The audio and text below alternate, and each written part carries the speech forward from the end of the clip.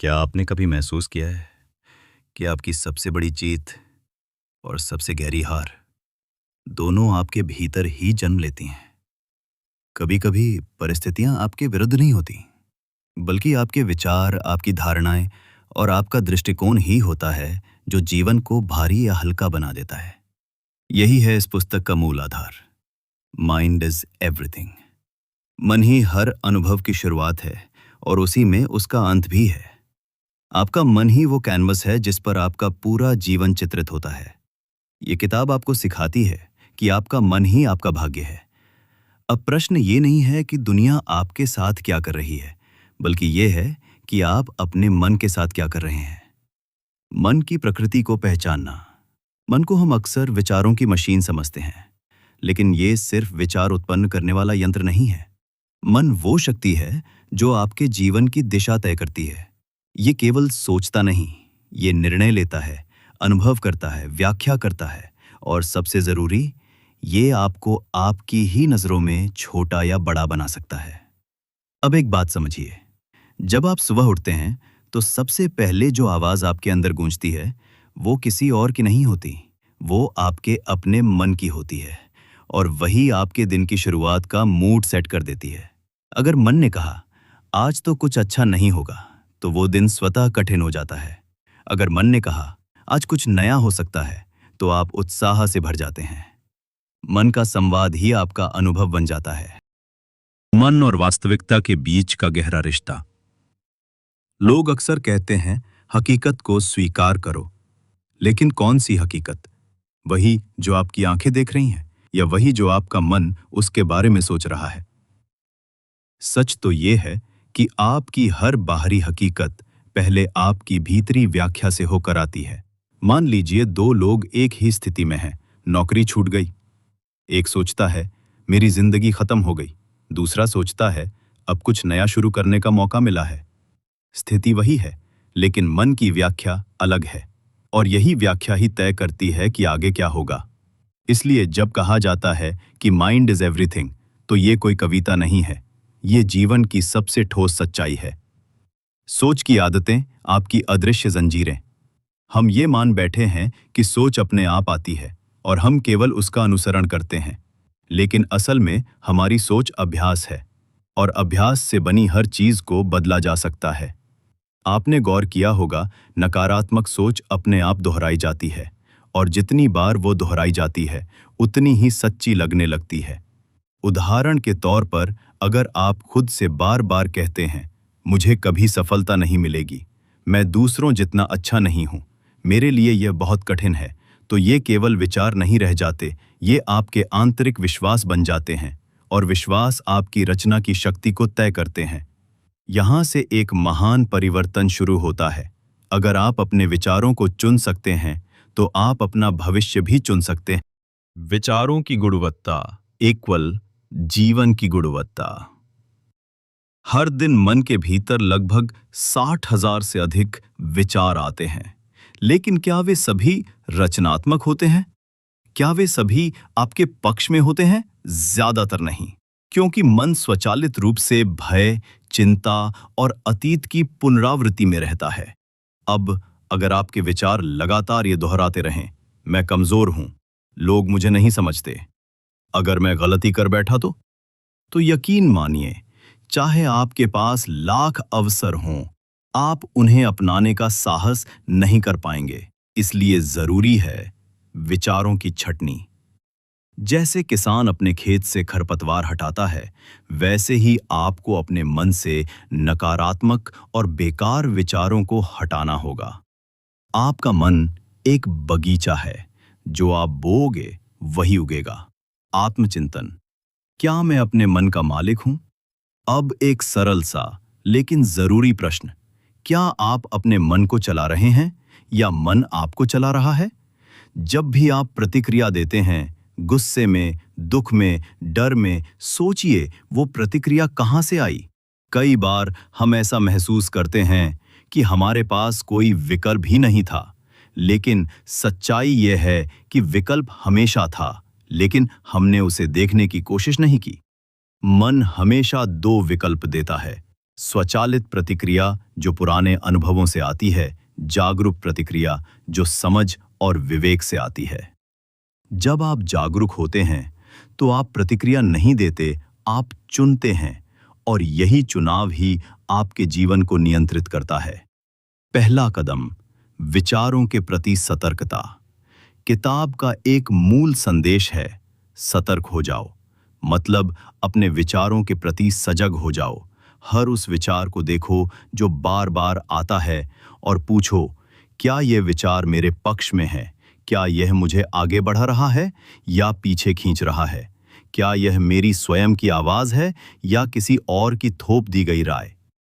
जब आप यह देखना शुरू कर देते हैं तो विचारों की ताकत घटने लगती है, क्योंकि अब आप अचेतन रूप से नहीं बल्कि जागरूकता के साथ सोच रहे होते हैं। यहीं से वह बदलाव शुरू होता है जिसकी तलाश हर इंसान को होती है। मन के स्तर, सतह से गहराई तक। मन सिर्फ एक परत नहीं है, बल्कि ये कई स्तरों पर काम करता है। इसमें हम 3 मुख्य स्तरों को समझ सकते हैं। सचेत मन, कॉन्शियस माइंड। ये वही मन है जिससे आप अभी सोच रहे हैं, पढ़ रहे हैं, निर्णय ले रहे हैं। यह आपकी चेतन सक्रियता का केंद्र है। अवचेतन मन, सबकॉन्शियस माइंड। ये वो भाग है जहां आपकी आदतें, डर, भावनात्मक प्रतिक्रियाएं और वर्षों से जमा सूचनाएं जमा होती हैं। अचेतन मन, अनकॉन्शियस माइंड। ये सबसे गहरी परत है जहां आपकी गहराई से दबी इच्छाएं, बचपन के अनुभव और आपके व्यक्तित्व की बुनियादी नींव होती है। समस्या ये है कि हम सोचते हैं कि हम सचेत रूप से जीते हैं, लेकिन वास्तव में 90% समय हम अवचेतन और अचेतन मन की पकड़ में रहते हैं। इसीलिए बार बार हम एक जैसे निर्णय लेते हैं, एक ही प्रकार की प्रतिक्रियाएं देते हैं और फिर खुद से ही सवाल करते हैं, मैं क्यों नहीं बदल पा रहा? भ्रम और विचार, इनका जाल पहचानो किताब का सबसे शक्तिशाली संदेश यही है कि हर विचार सत्य नहीं होता। हमारे मन में जो भी आता है वो हमेशा तथ्य नहीं होता। अक्सर वो सिर्फ सीखी हुई धारणाएं, डर और सामाजिक प्रभावों का परिणाम होता है।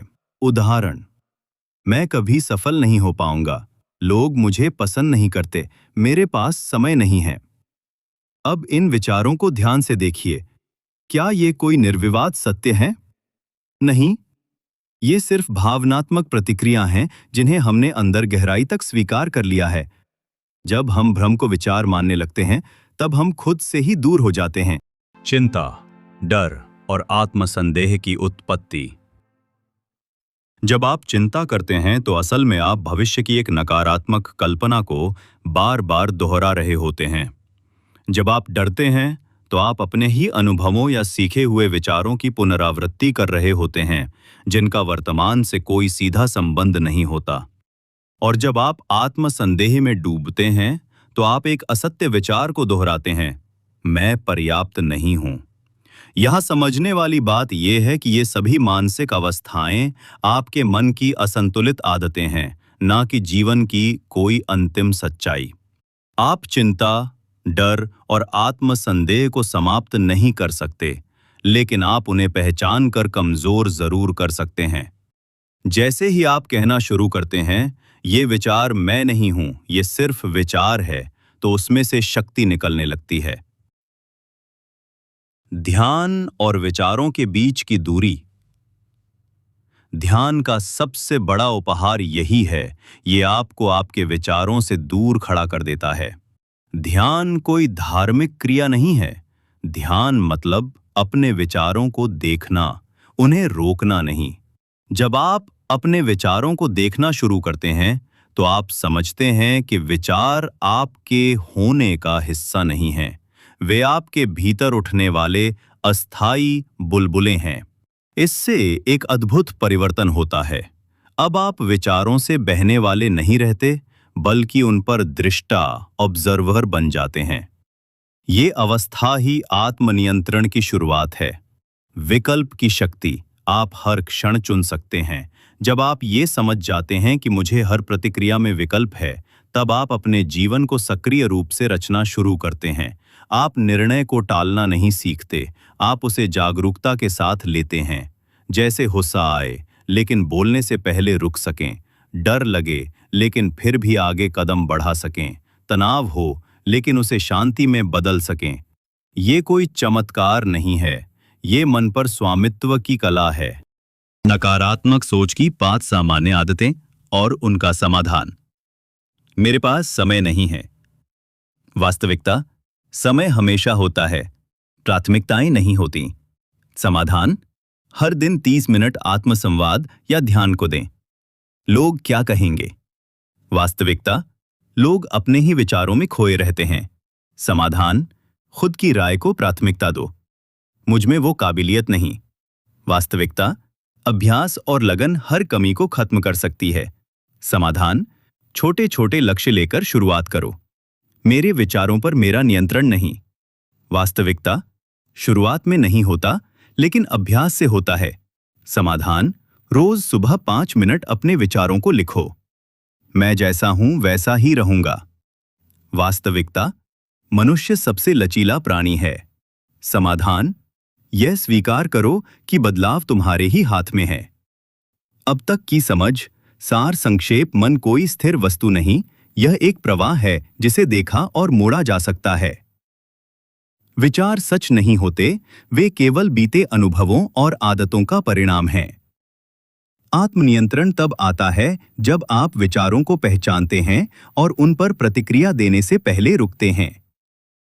डर, चिंता और आत्मसंदेह मन की धारणाएं हैं, जीवन की सच्चाई नहीं। ध्यान, आत्मसंवाद और जागरूकता ही मन को समझने के मूल उपकरण हैं। जागरूकता, आत्मस्वामी बनने का एकमात्र मार्ग। जागरूकता, अवेयरनेस का अर्थ केवल ये नहीं है कि आप जगे हुए हैं। ये उस अवस्था को कहते हैं जब आप अपनी सोच, भावनाओं, प्रतिक्रियाओं और आदतों को बिना डूबे हुए देख पाते हैं। जब आप किसी विचार को आते हुए देख सकते हैं और उसे तुरंत पकड़ने या उस पर प्रतिक्रिया देने के बजाय उसे केवल देख सकते हैं, तभी आप सच में जागरूक हो रहे होते हैं। जागरूकता का अभ्यास कैसा हो सकता है? जब कोई बात आपको गुस्सा दिलाए, एक क्षण ठहरिए। जब मन किसी असुरक्षा में जाए, उसे लिखिए। जब बार बार एक विचार आपको खींच रहा हो, उसे स्वीकार करके धीरे धीरे छोड़िए। आपका सबसे बड़ा शत्रु मन नहीं है, बल्कि अचेतन मन है। जैसे ही आप उसे चेतन रूप से देखना शुरू करते हैं, वो अपना बल खो देता है। मन की ऊर्जा को समझो, ये विस्फोटक है। मन एक ऊर्जा शक्ति, मेंटल एनर्जी है, लेकिन ये ऊर्जा कहाँ जा रही है, ये आप तय करते हैं। अगर ये ऊर्जा चिंता में जा रही है, आप थक जाते हैं। अगर ये ऊर्जा कल्पनाओं में जा रही है, आप भटक जाते हैं। अगर ये ऊर्जा अतीत की यादों में फंसी है, आप ठहर जाते हैं। लेकिन अगर यही ऊर्जा स्पष्ट विचारों में, सकारात्मक कल्पनाओं में, वर्तमान में ध्यान केंद्रित करने में लगती है, तो आप सृजनशील, स्थिर और शक्तिशाली बनते हैं। कुंजी यही है, ऊर्जा को सोचने में कम, करने में ज्यादा लगाओ। मन को शत्रु से मित्र बनाओ। किताब का एक मुख्य संदेश यह है कि मन को दबाने या मिटाने की आवश्यकता नहीं है, बल्कि उसे सीधे देखो, समझो और साथ लेकर चलो। मन को नियंत्रित करने के 3 सरल सिद्धांत देखो, दबाओ मत। जब कोई नकारात्मक विचार उठे, उसे दबाने की बजाय स्वीकार करो। मान लो कि हाँ, यह विचार आया है, लेकिन उसका अनुसरण जरूरी नहीं है। साक्षी बनो, पीड़ित नहीं। अपने विचारों और भावनाओं को खुद से अलग देखना शुरू करो, जैसे कि वे कोई मूवी हैं और आप दर्शक। सकारात्मक व्यस्तता अपनाओ। खाली मन विचारों की फैक्ट्री बन जाता है, इसलिए अपने दिन में रचनात्मक कार्य, लेखन, ध्यान या सेवा जैसे कर्म जोड़ो। ध्यान रहे, मन तब शांत होता है जब उसे सम्मान दिया जाता है, न कि जबरन चुप कराया जाता है। भीतर की शांति और बाहरी सफलता का संतुलन। लोग अक्सर 2 ध्रुवों में फंसे रहते हैं। या तो वे केवल सफल बनना चाहते हैं और अंदर से टूटते जाते हैं, या केवल शांत रहना चाहते हैं और बाहरी दुनिया से कट जाते हैं। लेकिन असली शक्ति तब आती है जब आप भीतर से शांत और बाहर से सक्रिय होते हैं। भीतर की शांति का मतलब क्या है? प्रतिक्रिया देने से पहले रुकना, आलोचना को स्वीकार करके सीख लेना, अपने विचारों को खुद पर हावी न होने देना, वर्तमान में रहना, न कि अतीत या भविष्य में खो जाना। बाहरी सफलता का मूल क्या है? निरंतर अभ्यास, स्पष्ट लक्ष्य, सकारात्मक मानसिकता, फोकस और धैर्य। जब आप दोनों को संतुलित करना सीखते हैं, तब आप न केवल सफल होते हैं, बल्कि उस सफलता का आनंद भी उठा सकते हैं। विश्वास विचारों से गहरे और शक्तिशाली। हमेशा ये समझा जाता है कि विचार ही जीवन को नियंत्रित करते हैं, लेकिन असल में विचारों से भी अधिक गहरी चीज होती है विश्वास। बिलीव्स। विश्वास वो विचार हैं जो आपने बार बार दोहराए और अब उन्हें सत्य मान बैठे हैं। जैसे मैं कमजोर हूं, मेरे पास अवसर नहीं है, मेरे हालात अच्छे नहीं हैं। ये केवल विचार नहीं रहे, ये आपके भीतर सच बन चुके हैं। और जब तक ये विश्वास बदलते नहीं, तब तक आपके सोचने का तरीका, निर्णय लेने की क्षमता और जीवन की दिशा सब कुछ सीमित रहेगा। इसीलिए किताब कहती है, आप जो मानते हैं वही आपका जीवन बनता है। विश्वास कैसे बनते हैं? बचपन से सीखी हुई बातें, परिवार, समाज, शिक्षा, दोहराव। एक ही बात बार बार सुनना या सोचना, भावनात्मक अनुभव, जब कोई बात बहुत गहरे प्रभाव डालती है। अब प्रश्न ये है, क्या ये सभी विश्वास सच्चे हैं? बिल्कुल नहीं। बहुत से विश्वास केवल संयोग या भावनात्मक अनुभवों के आधार पर बनते हैं, न कि किसी सटीक तर्क या अनुभव पर। आपको हर दिन अपने विश्वासों की समीक्षा करनी चाहिए। हर बार जब आप कहें, मैं ऐसा नहीं कर सकता, तो रुक कर पूछें, ये मैंने कैसे मान लिया? ध्यान और मौन, मन को फिर से संरेखित करना। ध्यान का असली उद्देश्य केवल मानसिक शांति नहीं है, बल्कि आपके भीतर की गहराई से जुड़ना है। जब आप ध्यान में बैठते हैं, आप विचारों की गति को देख पाते हैं। आप उन पर नियंत्रण नहीं करते, बल्कि उनसे अलग हो जाते हैं। धीरे धीरे आप ये महसूस करते हैं कि आप मन नहीं हैं, आप उसके देखने वाले हैं। ध्यान एक दर्पण है, ये आपको खुद से मिलवाता है। उसी प्रकार मौन कोई अभाव नहीं, बल्कि पूर्णता की स्थिति है। जब बाहर की आवाजें बंद होती हैं, तब भीतर की सच्चाई प्रकट होती है। आत्मसंवाद, अपने भीतर बात करना सीखो। आप पूरे जीवन में सबसे ज्यादा किससे बात करते हैं? अपने आप से। आपका आंतरिक संवाद, सेल्फ टॉक ही आपके आत्मविश्वास, ऊर्जा और दृष्टिकोण को बनाता या बिगाड़ता है। उदाहरण, मैं बहुत धीमा हूं, कोई मेरी कदर नहीं करता, मैं कुछ नया नहीं सीख सकता। अगर ये संवाद लगातार नकारात्मक है, तो आपकी ऊर्जा स्वतः कम हो जाएगी। लेकिन अगर ये संवाद ऐसा हो, मैं प्रयास कर रहा हूं और सीख रहा हूं, मेरे भीतर अनंत संभावनाएं हैं, हर दिन मैं थोड़ा बेहतर हो रहा हूं, तो आपके अंदर एक नया ऊर्जा स्तर जन्म लेता है। आप अपने शब्दों से अपनी चेतना को आकार दे सकते हैं। स्थायित्व और मानसिक स्वतंत्रता मन की सबसे बड़ी शक्ति तब प्रकट होती है जब वो स्थिर होता है। और स्थिरता आती है जब आप निर्णयों में जल्दबाजी नहीं करते, जब आप विचारों को जरूरत से ज्यादा महत्व नहीं देते, जब आप प्रतिक्रिया देने से पहले देखना सीख जाते हैं। ये अवस्था ही मानसिक स्वतंत्रता है, जहां आप हर परिस्थिति को देख सकते हैं, लेकिन उससे बंधे नहीं रहते।